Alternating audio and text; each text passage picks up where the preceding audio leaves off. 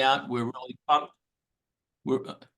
Hi, everybody. We're really pumped up about the transition journeys. And why it's journeys is because everyone's transition experience is different. And we're basically, hoping that everyone's transition journey is a very positive experience, even if it's full of anxiety and sometimes bumps, not sometimes, many times bumps in the road. So we just want you to know about it. You can learn more about it at thearcofmass.org/conference. And we're really pumped. It's filling up, and we have some great speakers, and you can learn more by going to the site, and we welcome you to participate. I also want to note that we'll have Q&A at the end. We're being recorded, but we will not be recording the Q&A. This is going to be, freestanding webinar that people will be able to hear later.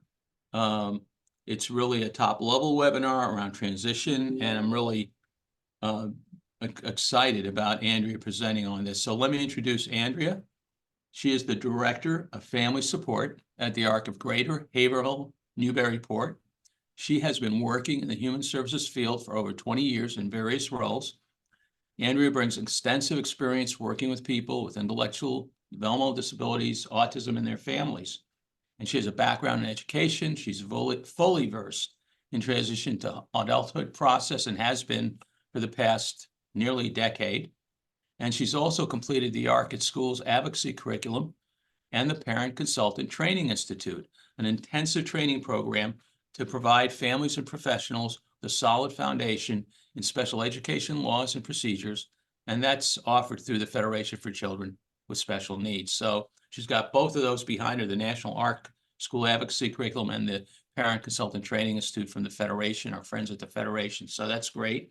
And without further ado, I want you to hear from Andrea and her presentation. Thank you, Leo. Hi, so again, Andrea Morris, Director of Family Supports here at the Arc of Greater Haverhill-Newburyport. And today I will be presenting a broad version of transition timelines, and it's an overview to be aware of. As you listen and absorb the information today, remember this is a journey, like Leo said, and the journey will look a bit different for everyone. So take some notes, take a breath, and again, this is going to be a very general overview of the timelines to look towards. First, I just want to start off about who the Arc of Greater Haverhill-Newburyport is. We are a grassroots nonprofit founded in 1962.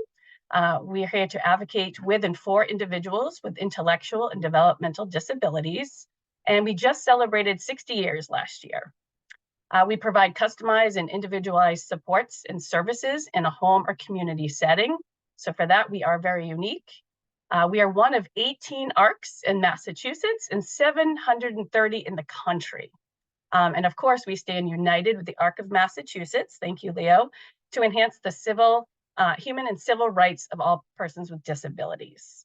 And you can see at the bottom, I always add, I try to have everybody sign up for their listserv so they can stay up to date with the advocacy efforts.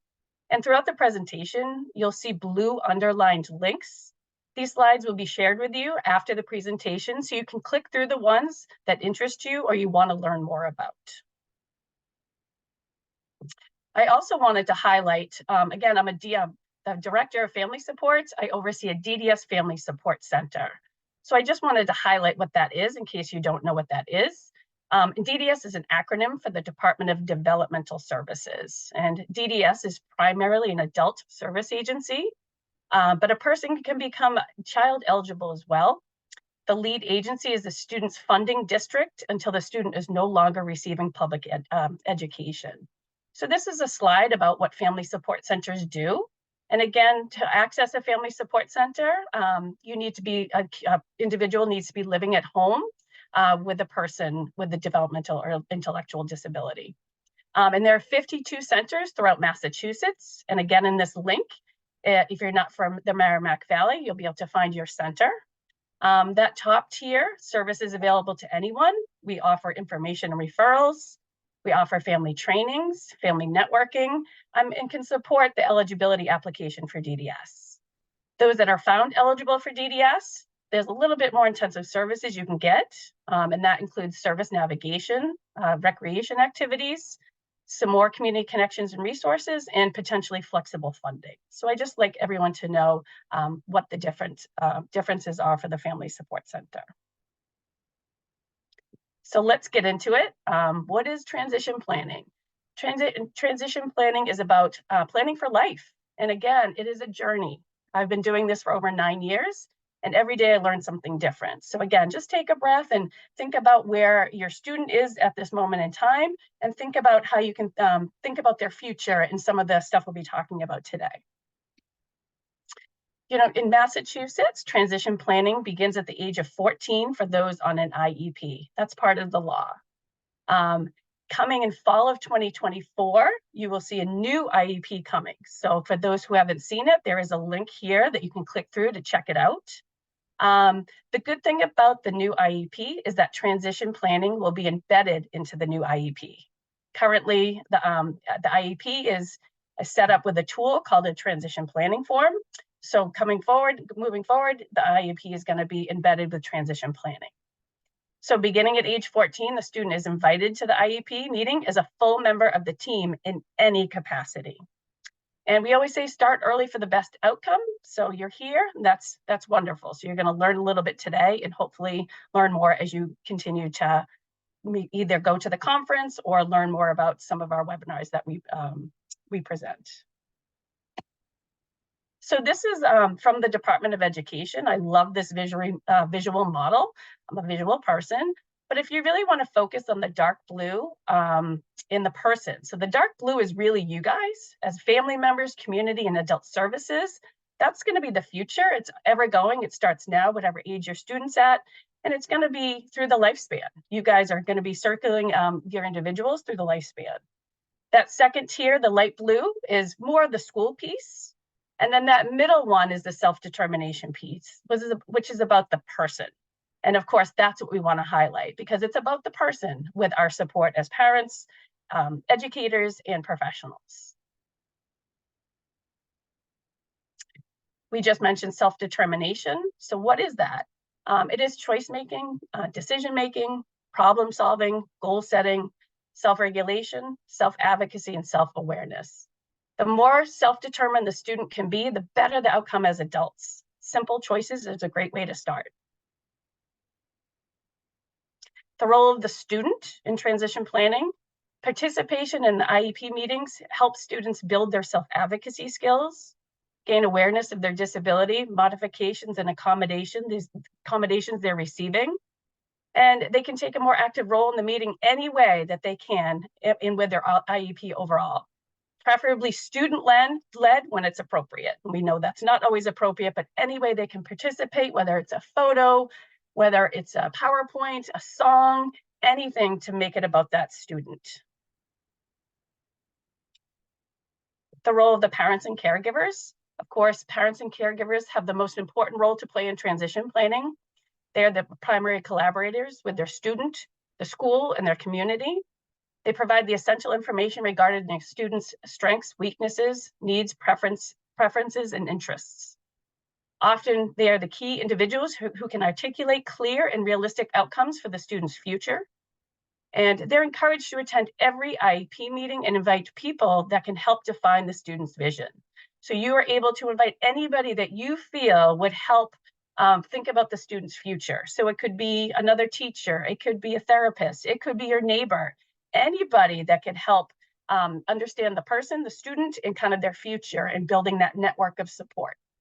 And again, for those parents and caregivers, practice self-care and breathe. It's very important.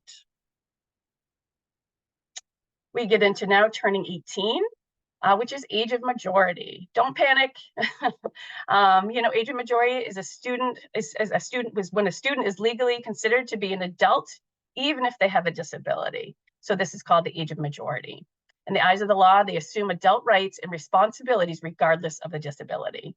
This can be a scary time for families not knowing what this means, but this is also a perfect time to think about all the people that support your student's life, how they can help in different ways, whether it's financial, healthcare, social. You know, turning 18 is a big milestone with or without a disability. So we're trying to learn to embrace that a little bit more with the right supports in place.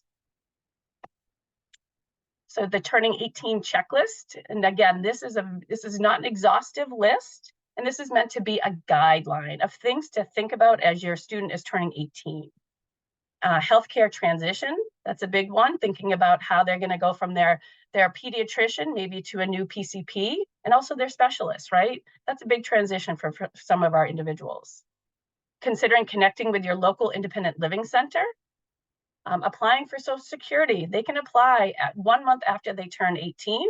And if they qualify, they may receive Mass Health. They will receive Mass Health and potentially could receive something as such adult family care, or if they don't already have it, PCM services. And this one, you know, a lot of people get confused about, but your sons have to register for selective service. And that is really just a federal mandate that is required of all males.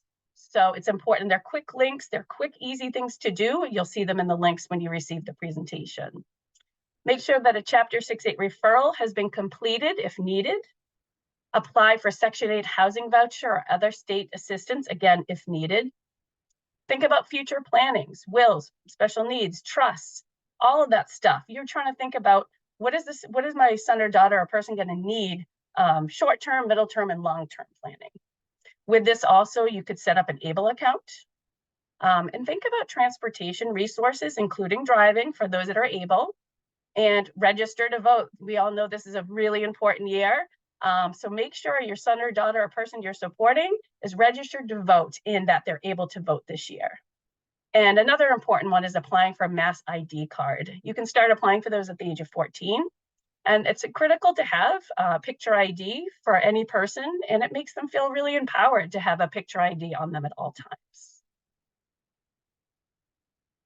I'm going to talk a little bit about alternatives to guardianship and guardianship. This is a big question we get at our Family Support Center every week. We wanted to start with supported decision-making and alternatives, which is, again, an alternative to guardianship. And in this case, it's where the person is really being supported by a group of supporters. The person's making the decision with all kinds of tools and agreements in place for that student to be the most self-determined that they can be. There's a couple of these links will give you more information on the supported decision-making alternatives. And charting the life course, we find is a great supported decision-making tool if you're like wondering if the person should just have supported decision-making, or in fact, you might need to go for guardianship, which some of our individuals are going to need. And that's the last link there is the process to that. And at the ARC conference, I know a lot of this is going to be addressed in more depth. Again, I'm just giving the overviews just to give you an idea of what to expect. And worth noting, everyone's journey and path will be different. Adult services and supports are based on eligibility, funding, and need, and they're not an entitlement and are limited. Independence and self-advocacy is important, and transportation is one of the biggest obstacles in adulthood. So travel training is essential, whether it's the bus, using an Uber, door-to-door services from your local transit authority, taking a bike and walking, being safe in order to get from here or there is very important. And also know it is never too late to start. We have a lot of families that come in and say, my son or daughter is 18, 19, 20, and it's okay. You know, we'll meet you where you're at, and we'll make sure that that person is going to be supported moving forward.